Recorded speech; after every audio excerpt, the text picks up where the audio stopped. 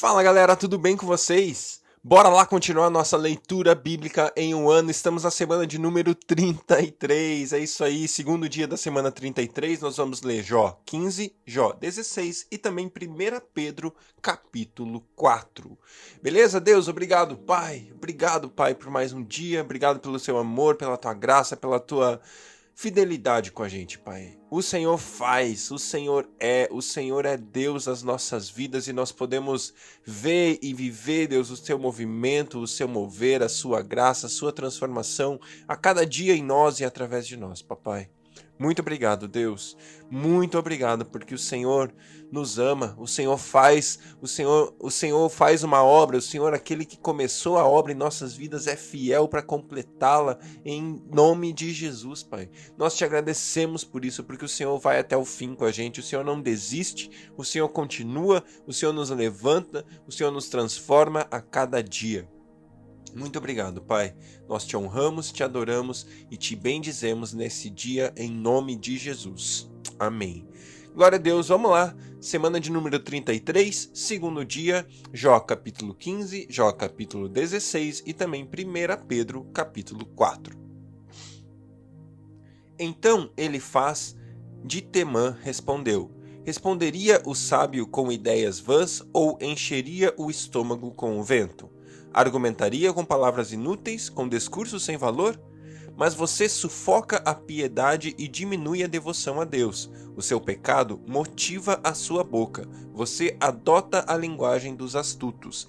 É a sua própria boca que o condena, e não a minha. Os seus próprios lábios depõem contra você. Será que você foi o primeiro a nascer? Acaso foi gerado antes das colinas? Você costuma ouvir o conselho secreto de Deus? Só a você pertence a sabedoria? O que você sabe que nós não sabemos? Que compreensão você tem que nós não temos? Temos do nosso lado homens de cabelos brancos, muito mais velhos do que seu pai. Não bastam para você as consolações divinas e as nossas palavras amáveis? Por que você se deixa levar pelo coração e por que esse brilho nos seus olhos? Pois contra Deus é que você dirige a sua ira e despeja da sua boca essas palavras. Como o homem pode ser puro? Como pode ser justo quem nasce de uma mulher? Pois se nem em seus santos Deus confia, e se nem os céus são puros aos seus olhos, quanto menos o homem que é impuro e corrupto, e que bebe iniquidade como água. Escute-me e eu explicarei para você, vou dizer o que eu vi. O que os sábios declaram sem esconder o que recebem dos seus pais, a quem foi dada a terra e a mais ninguém, nenhum estrangeiro passou entre eles. O ímpio sofre tormentos a vida toda, como também o homem cruel, nos poucos anos que lhes são reservados. Só ouve ruídos aterrorizantes. Quando se sente em paz, os ladrões o atacam. Não tem esperança de escapar das trevas, sente-se destinado ao fio da espada. Fica perambulando, é comida para abutres. Sabe muito bem que logo virão sobre ele as trevas. A aflição e a angústia o apavoram e o dominam como um rei pronto para atacar, porque agitou os punhos contra Deus e desafiou o Todo-Poderoso, afrontando-o com arrogância, com um escudo grosso e resistente. Apesar de ter o rosto coberto de gordura e a cintura estufada de carne, habitará em cidades prestes a arruinar-se, em casas inabitáveis, caindo aos pedaços. Nunca mais será rico, sua riqueza não durará, e os seus bens não se propagarão pela terra. Não poderá escapar das trevas, o fogo chamuscará os seus renovos, e o sopro da boca de Deus o arrebentará. Que ele não se iluda em confiar no que não tem valor, pois nada receberá como compensação. Terá completa paga antes do tempo, e seus ramos não florescerão. Será como a vinha despojada de suas uvas verdes, como a oliveira que perdeu a sua floração. Pois o companheirismo dos ímpios nada lhe fará, e o fogo devorará as tendas dos que gostam de subornar. Eles concebem maldade e dão luz à iniquidade, seu ventre gera engano. Jó, capítulo 16. Então Jó respondeu: Já ouvi muitas palavras como essas. pobres consoladores são todos vocês. Esses discursos inúteis nunca terminarão? E você, o que leva a continuar discutindo? Bem que eu poderia falar como vocês se estivessem em meu lugar. Eu poderia condená-los com belos discursos e menear a cabeça contra vocês. Mas a minha boca procuraria encorajá-los. A consolação dos meus lábios daria alívio para vocês. Contudo, se falo, a minha dor não se alivia. Se me calo, ela não desaparece. Sem dúvida, ó Deus, tu me esgotaste as forças, deste fim a toda a minha família. Tu me deixaste deprimido, o que é uma testemunha disso. A minha magreza se levanta e depõe contra mim. Deus, em sua ira, ataca-me e faz-me em pedaços e range os dentes contra mim. Meus inimigos fitam-me com olhar ferino. Os homens abrem sua boca contra mim. Esmurram o meu rosto com zombaria e se unem contra mim. Deus fez-me cair nas mãos dos ímpios e atirou-me nas garras dos maus. Eu estava tranquilo, mas ele me arrebentou, agarrou-me pelo pescoço e me esmagou. Fez de mim o seu alvo.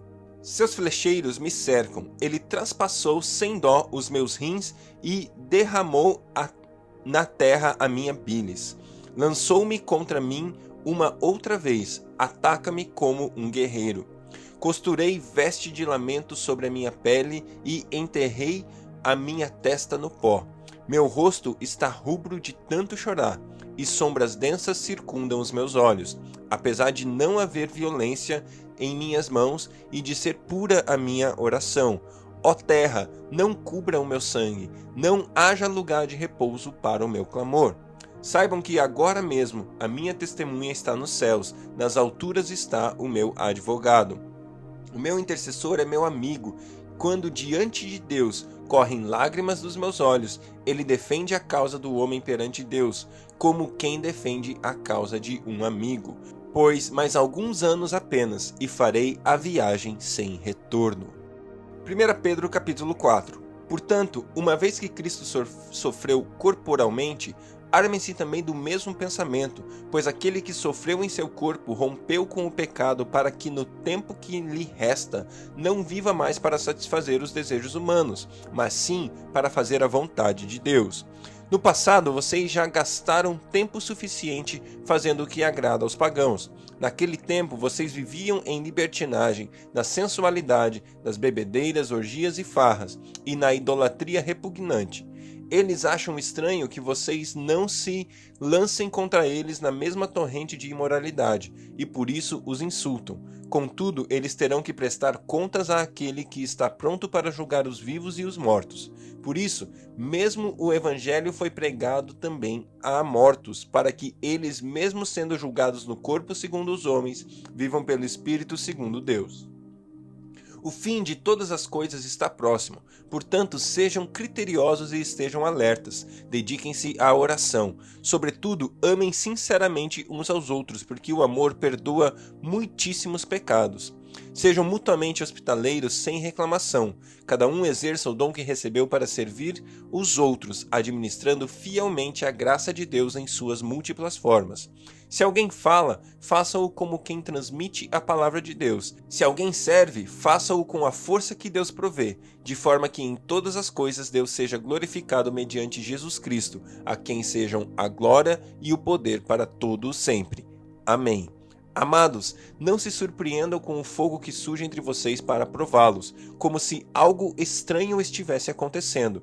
Mas alegrem-se à medida que participam dos sofrimentos de Cristo, para que também, quando a sua glória for revelada, vocês exultem com grande alegria. Se vocês são insultados por causa do nome de Cristo, felizes são vocês, pois o Espírito da glória, o Espírito de Deus, repousa sobre vocês. Se algum de vocês sofre, que não seja como assassino, ladrão, criminoso ou como quem se intromete em negócios alheios. Contudo, se sofre como cristão, não se envergonhe, mas glorifique a Deus por meio desse nome. Pois chegou a hora de começar o julgamento pela casa de Deus, e se começa primeiro conosco. Qual será o fim daqueles que não obedecem ao Evangelho de Deus? E se ao justo é difícil ser salvo, que será do ímpio e pecador? Por isso mesmo, aqueles que sofrem de acordo com a vontade de Deus devem confiar sua vida ao seu fiel Criador e praticar o bem. Glória a Deus pela sua palavra, que Deus abençoe o seu dia e até amanhã.